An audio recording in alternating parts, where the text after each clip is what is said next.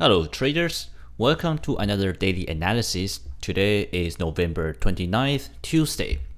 Wow, time really flies by and we are really heading into the last month of 2016. I hope everyone has had a good year so far. And just to give you a heads up, it's the last month of the year, so try to be careful. Basically, a lot of people have a good year, a lot of people might not have a good year, and that's fine. What you don't want to do is to risk excessively at this last month, just trying to make a lot of things back. So if you had a loss already, then it's fine. Accept that every year it's going to be win or lose. That's just the nature of trading. You're not going to have a winning year every year. That's just not going to happen. So you're always going to have a losing year and winning year. And the last thing you want to do is to try to make a losing year become a winning year at the last month, right? It's just not going to work for you emotionally. It's not going to work for you mathematically. So I would suggest you still trade normally, still take adequate risk, and really just enjoy trading. Even if you have a losing year, it's fine. It's just the nature of trading. It's definitely fine. So what you want to do is just to be normal, be like usual, and really enjoy the last month. And hope we can all celebrate the new year with a happy mood. Okay, so let's get into it. Tuesday, today was another quite London session. We don't really have any tier 1 data. There was 2 tier 1 data during the New York session. We have a US preliminary GDP, which came out actually slightly negative, but the annual rate, it's actually 3.2%. So it's actually, the annual rate actually increased, and the consumer confidence was also a positive surprise. So, generally speaking, everything for US dollar is still looking very bright. The only thing that might change is, of course, Friday we do have the non-farm payroll. But even if the non-farm payroll come out as a slight negative, things like that, one data is not going to change the outlook for the Fed, and which was spoken by the Fed itself, that they are not going to change outlook. So really, unless there is really dramatic events, otherwise, December rate decision is looking to be a hike. Of course, if the December decision is not a hike, that the rate is not raised, then that's going to be a very dramatic event. So unless that happened, otherwise, take a look at this Friday's non-farm payroll, and really you're not trying to make too much out of it, because as long as we are within the numbers, then you should be fine. You should really expect to see December rate keep going higher. Of course, like I said, unless between now and then there is another dramatic event, which you never know, that's just the nature of market. But overall, US dollar is still very strong. And what's going to happen is that, if you have any downside movement for US dollar, is actually all very good opportunity for you to buy, right? So buy low and sell high. Asian session, later on we will have a RBNZ government leader speaks, but today we have a financial stability report coming out from RBNZ, and it's nothing new. Basically, they're saying that there's still high risk in the housing market, and that's just the usual thing about the economy in New Zealand. They really have to balance about this housing market and the export. So if they don't want a housing market to overboom, they have to raise the interest rate. But if they raise the interest rate, they're going to hurt the export business, which is their very big component in the GDP, especially the dairy products. So they have to accommodate these two things, and it's just really a paradox of central banks. And New Zealand is just such an attractive place for people to buy house there. I've never been there myself. My parents went there a couple years ago. But everyone who's been there basically just saying how wonderful that place is. It's really like a Eden, it's nothing like people. There's nothing like you've ever seen. So of course, just by hearing this description, and then definitely it's always gonna be like a good place to buy a house. Clean water, clean air. So I guess it really there's not really not much they can do in terms of this housing market, and I think they have a lot of international buyers, and that's just really hard. A lot of rich buyer nowadays, especially from China. Of course, it's just a hard task for central banks to really balance these two things. But as for now, the sentiment is still very strong. Fundamentally speaking, they're actually quite good in terms of versus other currency pairs, other currencies. So New Zealand is still a very good currency, and it has been good, ever since these couple of days.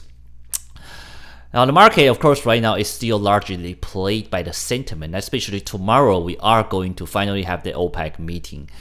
If we really have a curve, that's going to be the first time since 2008, I think. But of course, right now it's not looking too good. As you can tell, that WTI has a huge drop today. And you already have OPEC member coming out, and Saudi Arabia already came out say that if the Iraq and Iran decide not to curb, then there will be no deal. So it's most like it's like a foreshadowing basically. But as mentioned, why it is so hard is because basically OPEC is trying to artificially curb the supply and demand. And when the country or an entity or whoever trying to artificially curb the supply demand, there is really only so much you can do, because eventually the market will always correct itself. So just as mentioned, that the OPEC member is just the members in the Middle Eastern countries. And you are not going to, and of course some South American countries, but you are not going to really reach out to other oil producers. Canada is a large oil producer. Russia is a large oil producer. Even USA is our large oil producer. So how are you going to really reach this agreement? At the end of the day, people are looking out for their own interests. So that's why I say I'm always very negative toward this kind of agreement. So again, even if we have agreement tomorrow, I still don't think it's going to work in the long run. But we'll see tomorrow. If we have an agreement, of course, it's going to be a very good sentiment in the short run. It's going to be very good for Canadian dollar, and it might pressure the US dollar. As mentioned, that the oil is denominated in US dollar. So if it's going up, it's going to pressure US dollar. Equity market is actually green again today. So we are generally still on the risk on sentiment. But everything is kind of stale right now. You really just up and down, and really depend on this kind of political events, this kind of risk sentiment events. ECB is ready to buy more Italian bond if the Sunday referendum drives up the interest rate. So basically, if Sunday the referendum is a no, that's going to be very negative for the Italian current prime minister. That's also going to be very negative for the stability of Eurozone. And what's going to happen is that people are going to dump the Italian bond, and whenever you sell bond, you're going to drive up the yield, and that yield is going to be bad for the whole Eurozone, basically. Especially Italy is a very large debitor, so they owe a lot of money, basically.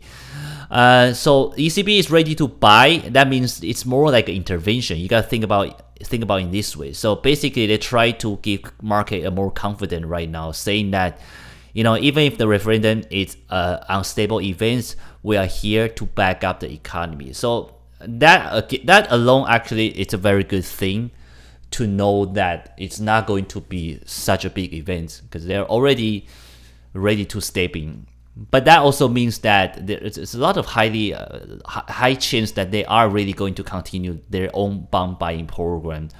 The decision is going to be made next week. But really, right now, there's really no reason for them to stop the stimulus, because really everything is not looking well in terms of the economy in the Eurozone. And we'll have another Fed comment today. Again, nothing new, basically just saying that the rate hike is very certain, things like that, and the market has already pricing. So really, this is a chance for you to really, if you have any down day for the US dollar, really, if you are more a long-term perspective trader, you don't want to be looking at the chart, things like that. Or even if you do want to look at chart, the same thing, like you understand that US dollar has a very strong fundamental and sentimental strength. So that alone will add on a lot of confidence when you buy into a US dollar pair.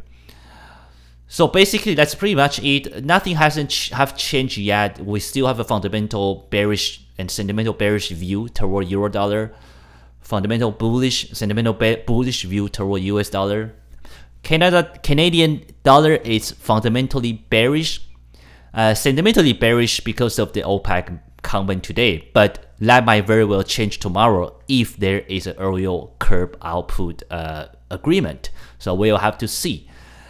British pound actually is fundamental bearish, but we have a sentimental bullish, and really nothing happened, but we have a lot of short sale precision being reduced in the futures market. So basically people are not that bearish toward British pound, and that means that they are actually, the sentiment become bullish.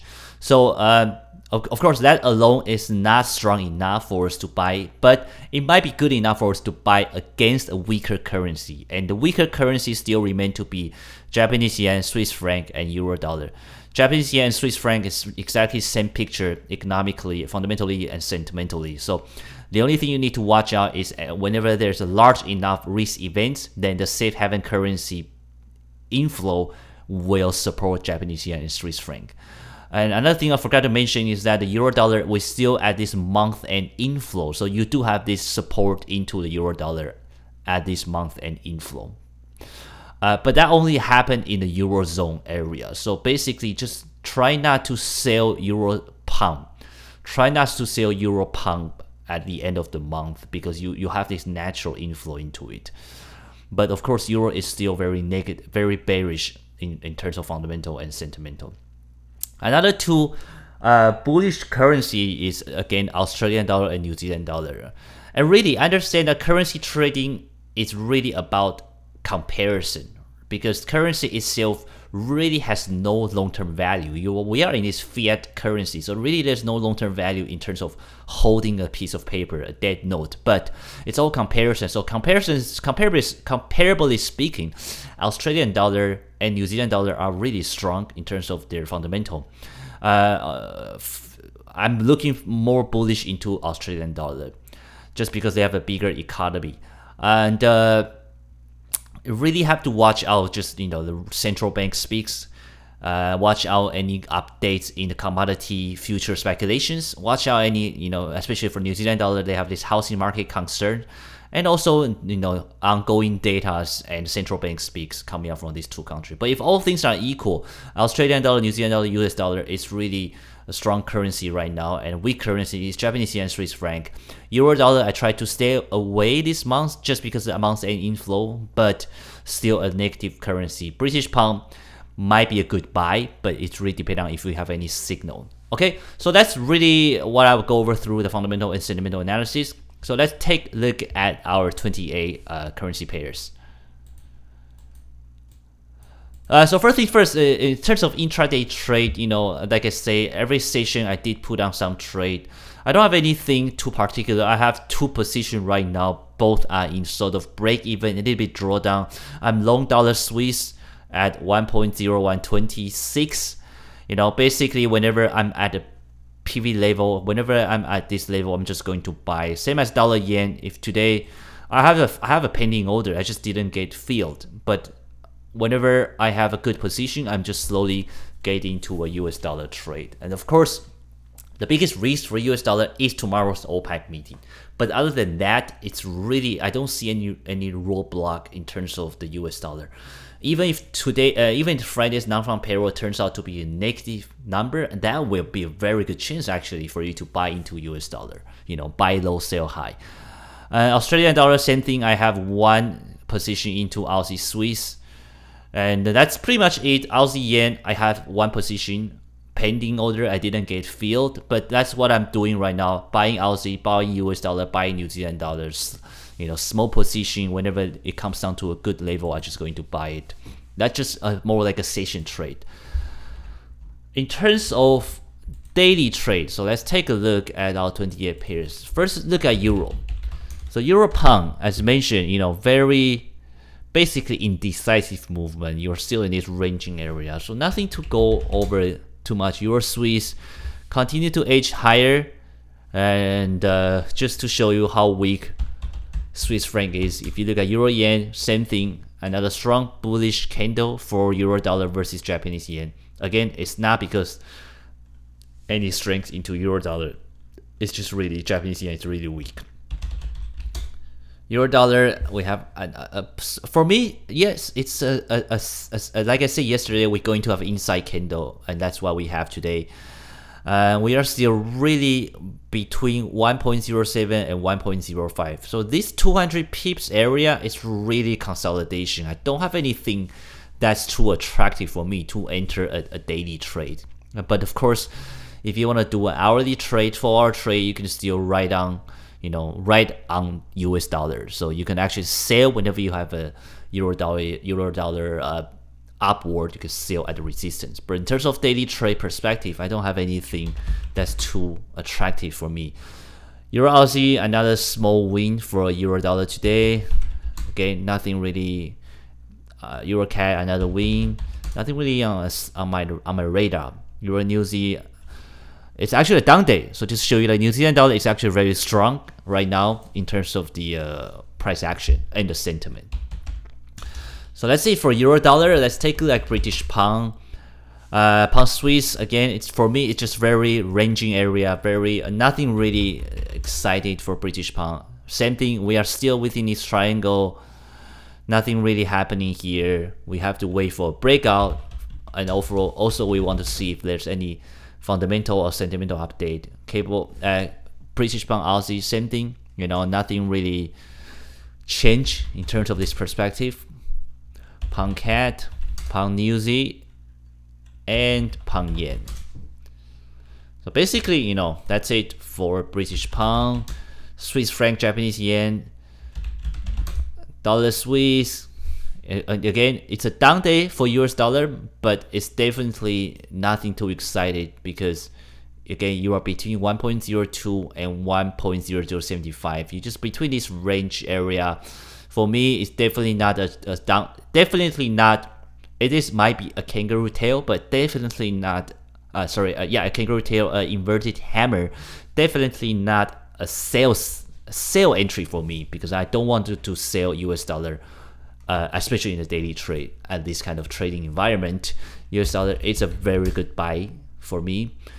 Another down day for US dollar, and dollar yen is another actually indecisive day. So unfortunately, I don't have a buy signal, but it's good actually to see US dollar sort of drifting to the downside, because that's just going to provide a more better opportunity for me to buy in the future.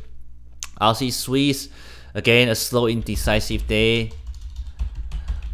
Aussie dollar have a good, again, a good hammer, a good bullish kangaroo tail, but it's not in a good position because you're right below this 200-day EMA. You were right at the breakout. So unless you want to risk it, but again, I don't want to sell US dollar against Australian dollar. You are in 1, 2, 3, 4 updates already. So really not something I will enter. Aussie CAD, I'm pretty much not going to enter any Canadian dollar trade ahead of the OPEC meeting. Now, a lot of people say, why don't you trade into the risk events? You can definitely trade into the risk events, but you don't want to trade into it, less than 24 hours. When I trade into the risk events, I really like to do at least minimum 48 hours. And that's because the best scenario is that you want to be able to move the stop loss to break even prior to the actual risk event.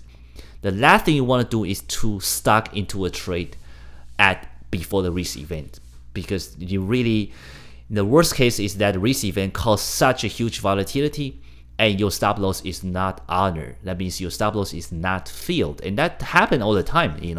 There's really so much your brokerage can do. So really, that's why we always want to leave enough time to trade into a risk event. So for example, if you say, hey, let me trade into dollar CAD risk events, then you would actually do that way before. You don't want to do it right now. Where am I? Oh yeah, Aussie CAD. Aussie New Zealand, sorry, that was where am I? Aussie New Zealand, another interesting, look at this. We were here, we got in, and we get out, and we pretty much it's just really in this kind of triangle right now.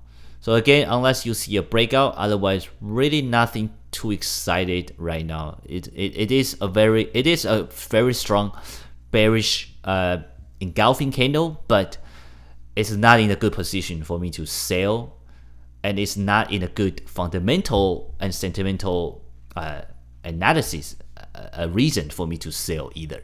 So for me, it's really just a consolidation area. And Aussie yen, again, another consolidation area for me. Really nothing too excited about. And take a look at Canadian dollar, CAD Swiss, and CAD yen.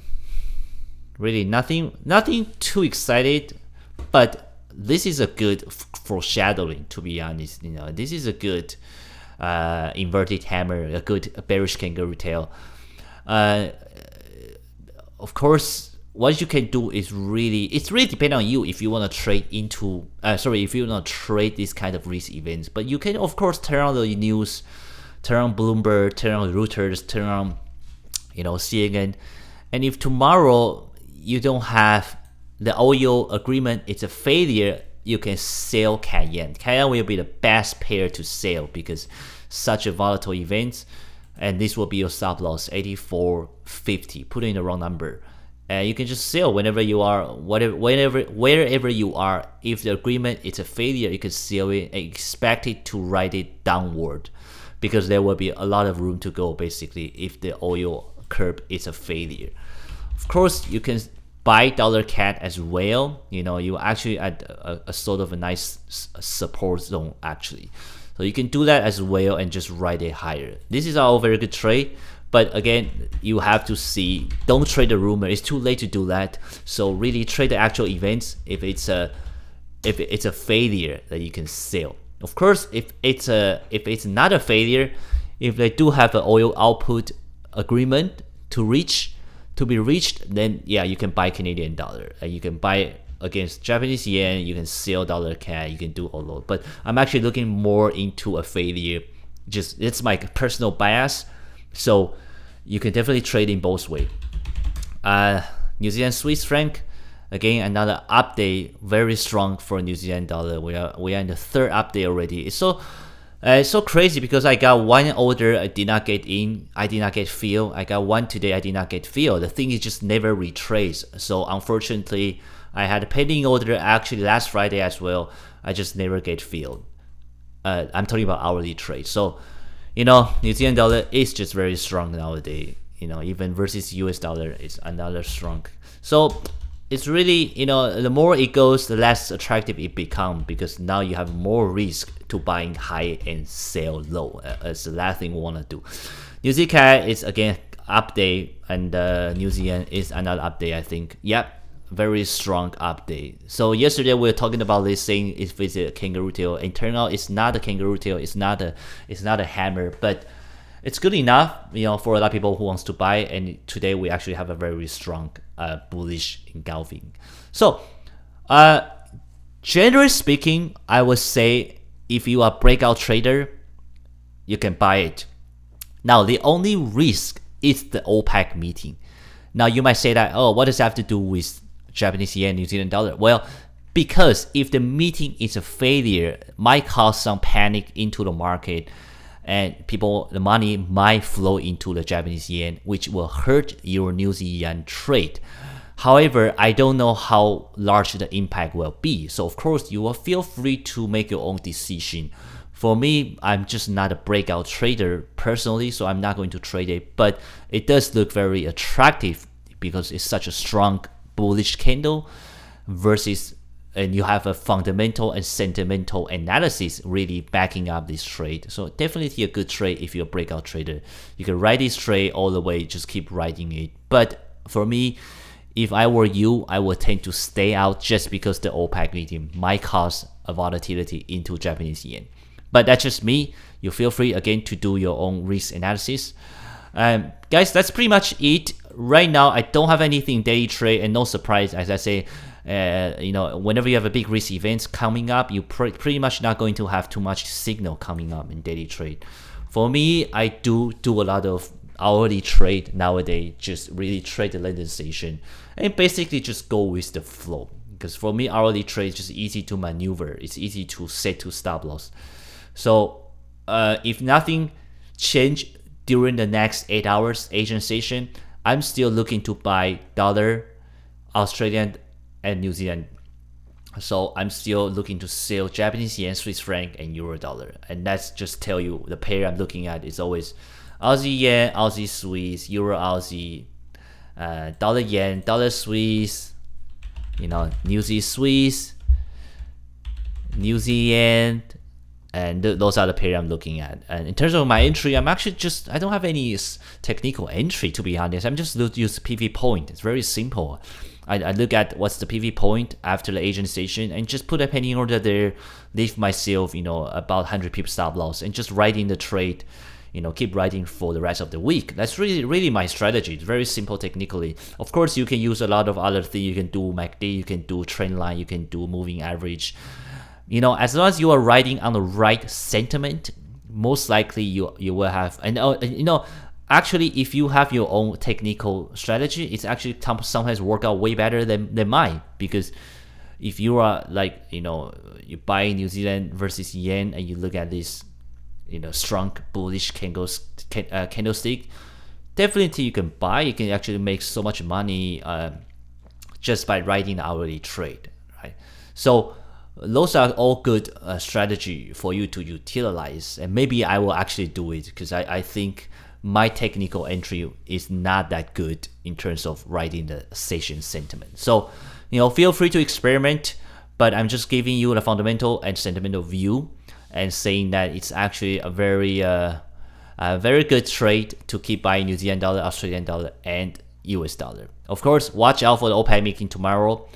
And other than that, I will be back tomorrow with another daily analysis.